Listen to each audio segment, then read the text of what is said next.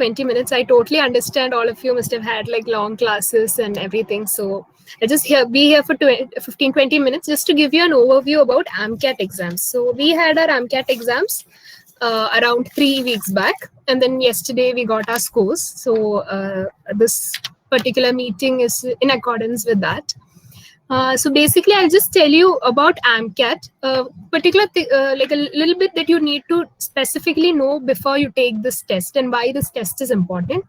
The most important thing is what makes AMCAT very different from the usual tests we have is it's an adaptive test. Now, that is not something that we've heard often. Like, does anybody know what adaptive test is? Have you like written test or something like that? Is there? Maybe you could answer in the chat box.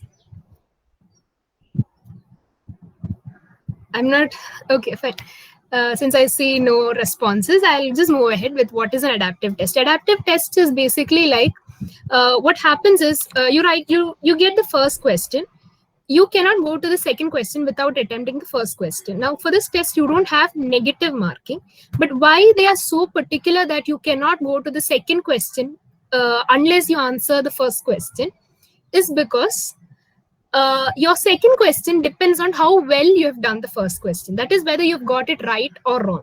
So if you've made a lot of mistakes in the initial bits, actually the test starts getting easier towards the end. And if you've done well, the level of test increases a little bit. Now, this might sound a little funny because, you might be thinking it's a good strategy. Okay, we'll make a lot of mistakes in the beginning. So, by the time we reach end, we'll get easy questions. But that's not the case. The whole idea is the test is set according to your standard. So how well you are doing in your particular category, that is how the test will be evaluated, and then it will be normalized so that at the end everybody's scores can be put together and measured.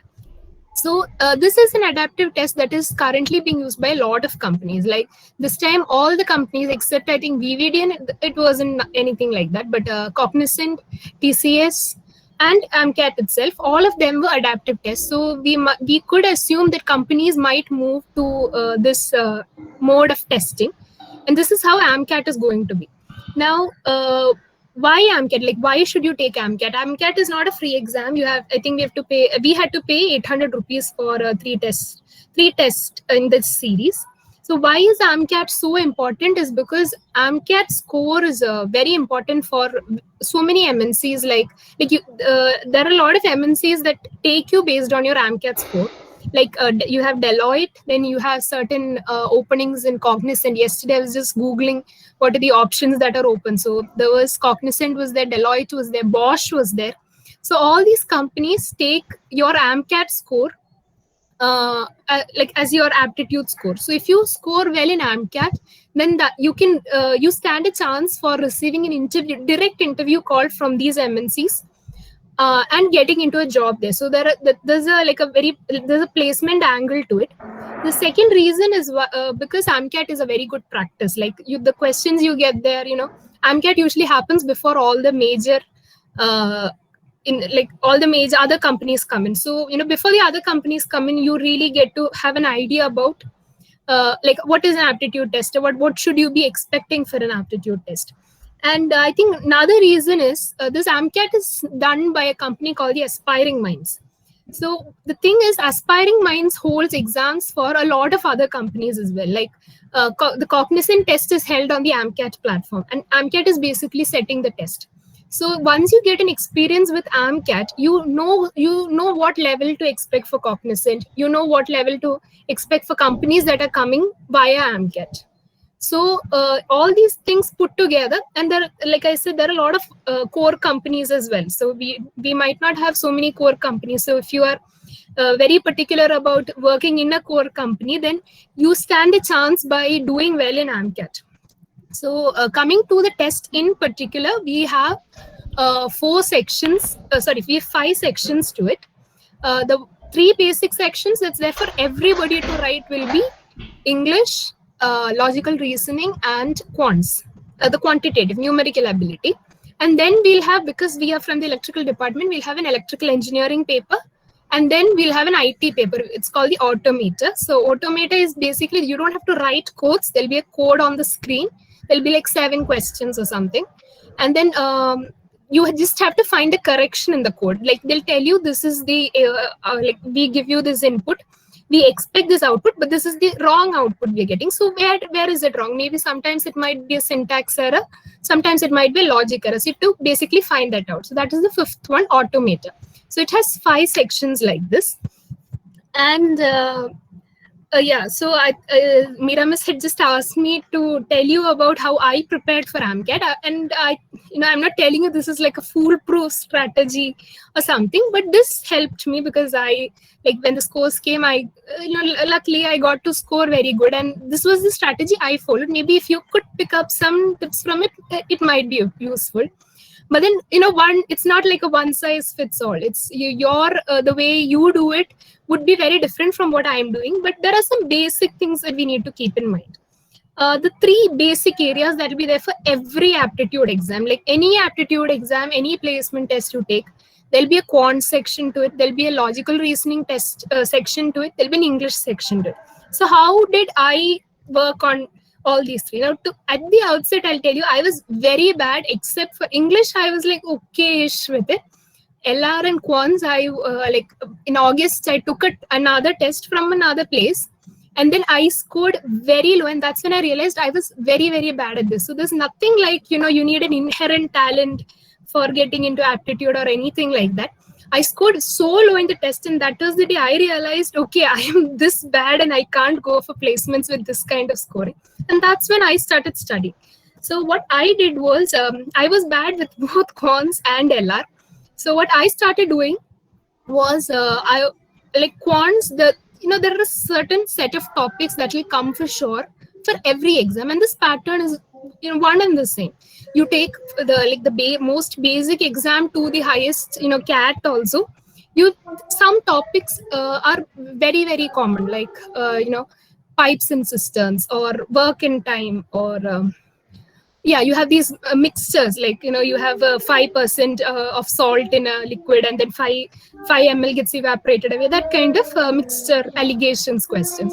So there are certain topics like this that come up everywhere, and I was naturally very bad at all this. So what I started doing was, I took topic by topic. Like I started preparation in August.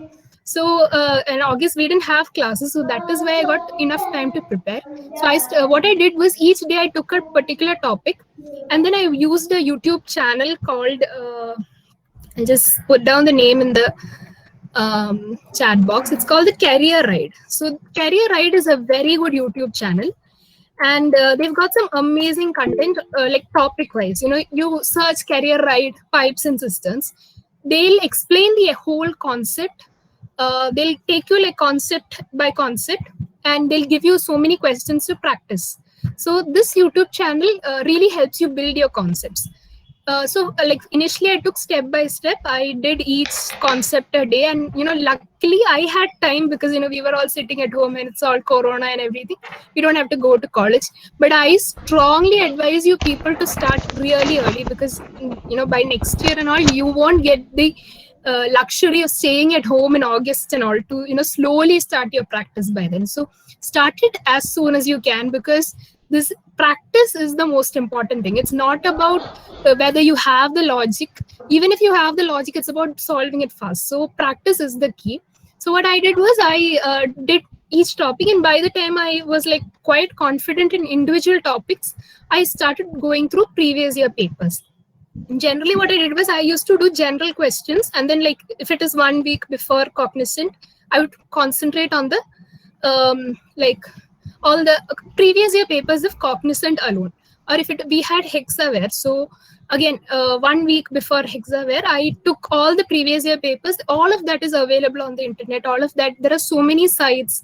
Again, there are 2 sites called FacePrep, and I'll just put that down in the chat box. It's called PrepInsta. Yeah, so FacePrep and PrepInsta. These 2 sites have they have YouTube channel and they have sites. So the thing is, you get a lot of content on their pages with regard to previous year papers. So what I kept doing was, like, TCS was last week. So 1 week before TCS, I would focus solely on TCS papers. Like before that, I would just keep trying out general questions from here and there. But then practicing previous year papers, I cannot stress the importance of that, because I'll tell you this. Hexaware was the first company we wrote. And Hexaware questions exactly repeated, like previous year questions, same thing came. And then there were questions that I did the previous night. I didn't even have to sit and bother and do it again, because I remember the answers. TCS questions repeated exactly, like you get one question that brings up your chances quite a lot. So you shouldn't miss out on anything. You have your previous question and the same thing repeated. There is no excuse for us to say we couldn't do that.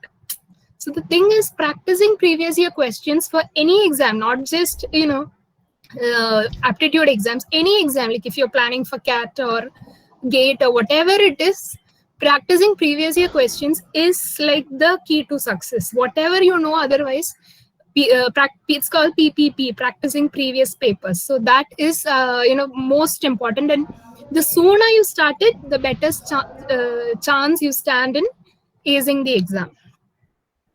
So that was it about quants. I build up step by step, and then one problem that many of us face is there are so many sites that give you these shortcuts and all, quick formulas, quick way to solve it and all that. All that's good. But if you are like a beginner, like I was in August, if you are like starting from scratch, don't go for shortcuts initially, because that is like a big mistake you can make. Because unless you get your concept right, these any small variation in the question, you will not be able to attempt it. But if you know the concept right, even if you don't know the shortcut, even if the question's different, if the question's like a mixture of two concepts, you have CPA, like a cost price, selling price, and then you have ratio and proportion on one side, and there's a question that has both of this, your shortcut will not help you there. That requires your concepts. So build your concepts first, make sure you're very thorough with the concept, and then go for learning shortcuts. Shortcuts are easy because it saves a lot of time, but not at the cost of not studying or not being strong enough in your concepts. So that is one mistake we all make. Quants, and the second is LR. LR, again, you have portions like arrangements, like linear arrangements, blood relations, directions. People, they move around, moves 5 meters in the north direction, then he turns right, left. All those questions. Again, practicing is the key to it. There is no other way you can get around it.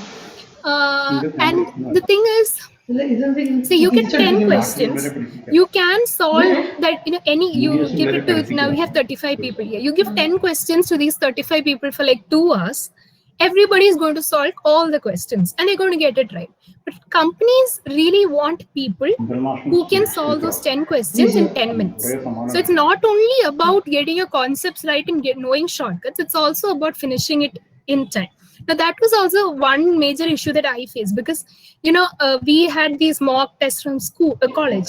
And then once initial tests and all, I wouldn't score so well. So what happened is, I would try out the questions after the test and I would realize, okay, I can do these questions. But the thing is, in that, 20 minutes given to you, can you solve these 25 questions? That is the kind of speed they expect.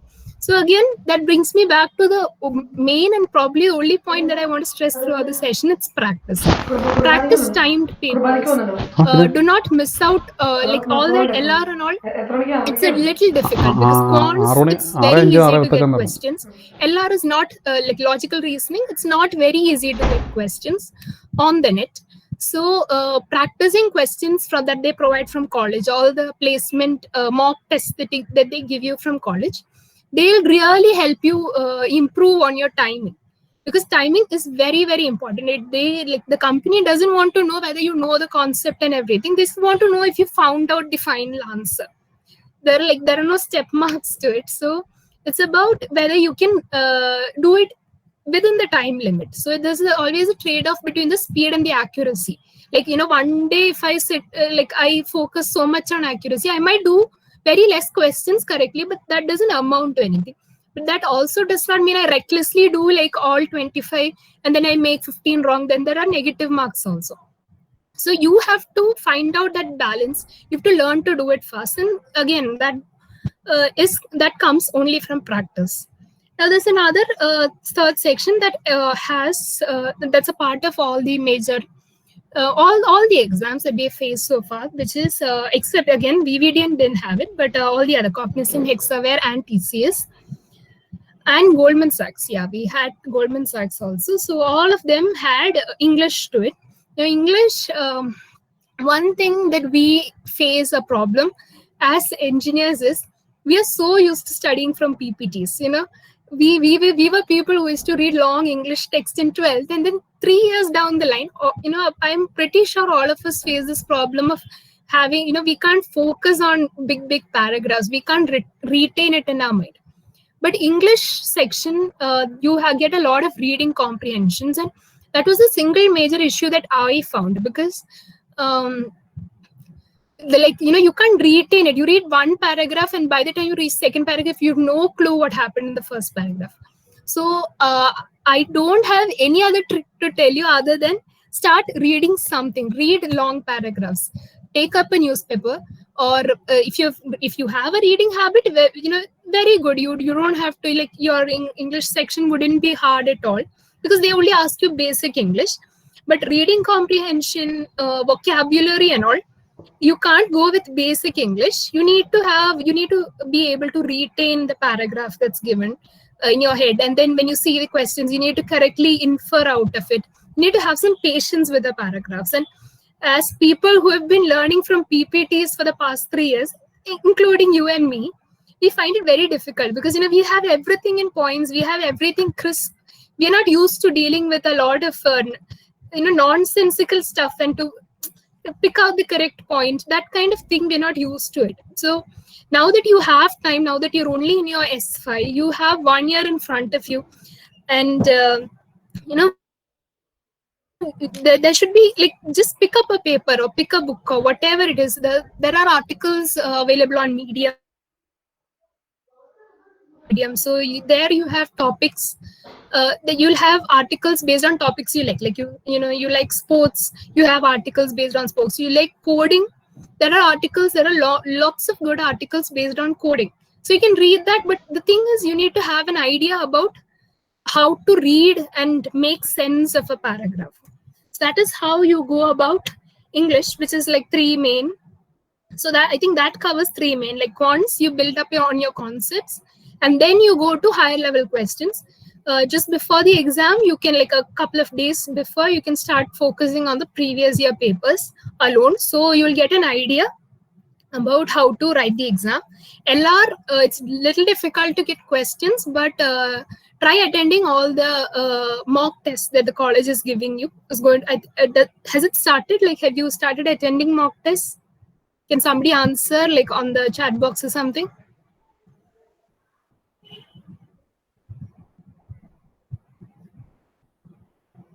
Wow, so much of silence.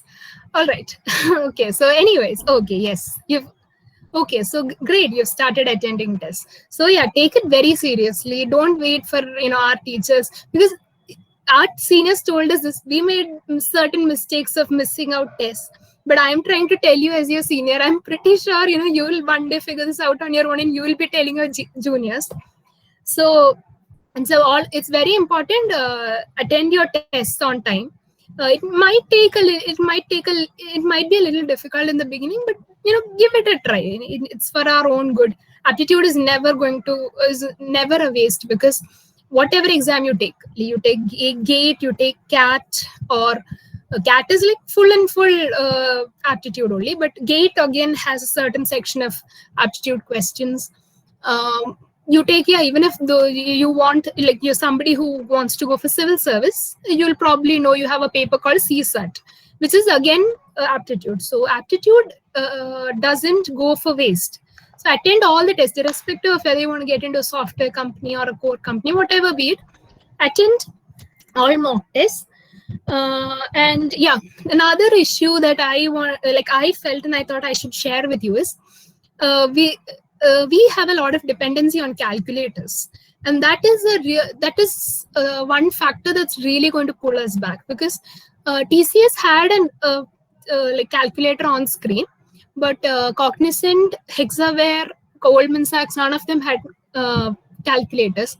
So thing is, we are so used to using calculators. I'm pretty sure all of us are still using calculators for simple math, 10 plus 15, that kind of math, we are probably using it now. And that's like, we do it. We do, because we are allowed to use it, we do it. But that will be like a big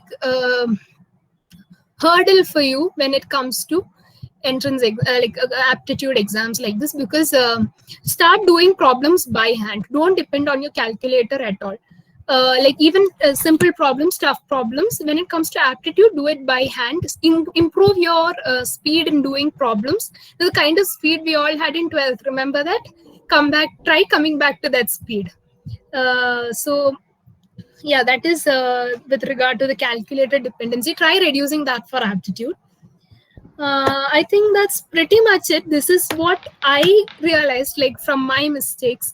I started in August, and I got like this score in AMCAT only because there was Corona in between, and I got a lot of time to sit at home and practice. But you guys wouldn't be getting that luxury of sitting at home in August. You would be coming to college. There'll be seminar going on, everything. There'll be project preliminary, everything going on. You'll be traveling, and then you'll be tired after traveling. You won't get so much time. So the sooner you start, the better chance you stand. Aptitude is not, as like I think I thought I should tell you this as a closing note, because I've heard my friends, like people in my class, say I'm not good at aptitude, which is true. Some of us, including myself, I wouldn't say I'm an inherently good person at aptitude, or I was born, or maybe there'll be like a 10% of us among us who's actually good at aptitude, or who have that really good logic skills to work with. But for the rest 90% of us, we can reach up to their level or even better than them only through practice. So practice can, it's not about are you good now, it's about can you be good after 1 month, or can you be good by the time the placements come.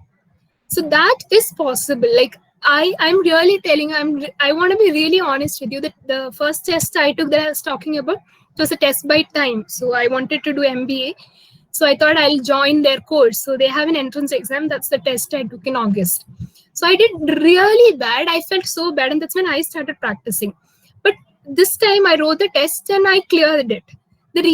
It's not because I became, very brilliant or intelligent, nothing like that. Only because I've been practicing constantly for the past few months. Now I'm not trying to boast, but I'm trying to tell you that if I can do it, you definitely can do it. Because there's nothing like inherently good talent. Okay, yes, a few people have it, but that's like a very few set of people. The rest of us can do it if we practice, if we dedicatedly practice to it. You guys have so much of time in front of you. Like you have, okay, this semester is almost over. You have an entire semester in front of you. So, during this period, do try your maximum. Set yourself some timetable if that's possible. Work towards it, and I think you can like definitely clear aptitude exams. It's like aptitude part. Then there's a core part that comes to it, which will depend on your interest and whether you're good at core subjects and all. AMCAT also has a electrical engineering part, but that area was pretty easy. So that was not a big issue. And then it's mostly the stuff that we know, like analog and digital and machines and things like that. So, but aptitude part, there's no reason why any of us can't clear it, because we've all scored pretty good in entrances, and that's why we're here for engineering. So that is the only maths that you require for aptitude. So there's absolutely no reason why we shouldn't be clearing it if we have enough practice. So that's pretty much it. Thank you. I don't know if you guys have some doubts, something I know, I'll attend, but other than that, yeah, I think I've pretty much covered all the areas. Any questions, anything? If it's something I can tell you, or if you coding, coding is one area. Automata, that was one reason for AMCAT, but others have, like Cognizant also had Automata. That is, you don't have to write any code, you just have to find out the mistake in the code. So what you can do is, there are two ways to attempt, like to go about coding. One way is you can use pages like, or you can use websites like HackerEarth and HackerRank.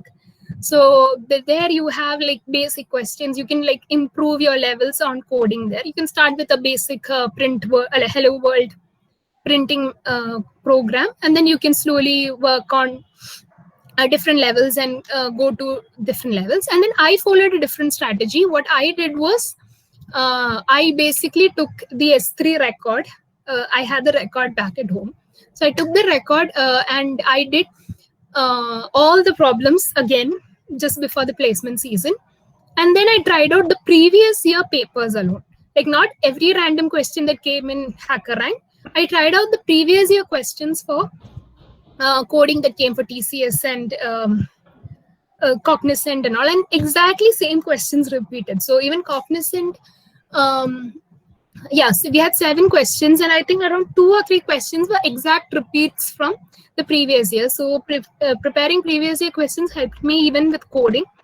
So I tried doing all the sums. So the record pretty much covers all areas. Like it had all if for switch, everything was covered. So yeah, trying out the record was pretty much what I did, and then practicing previous year questions. That's what I did for coding. I think that's it. I've covered all the areas. So yeah, that's it. Any questions? Anything you wanna ask?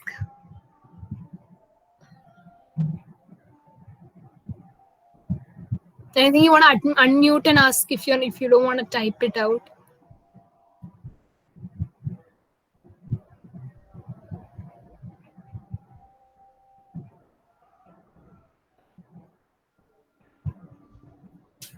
Okay, I think there are no questions. So shall we leave, Jilson sir? Yes. Sir, anything more that I should add? Oh, excellent presentation. Very excellent. Really excellent. Jani Miss? Sir, I think Jani Miss had left in Left. the middle. Okay. Okay, I think there is no queries. So let me take the attendance before leaving them. I think we can stop. So I have recorded everything. I have to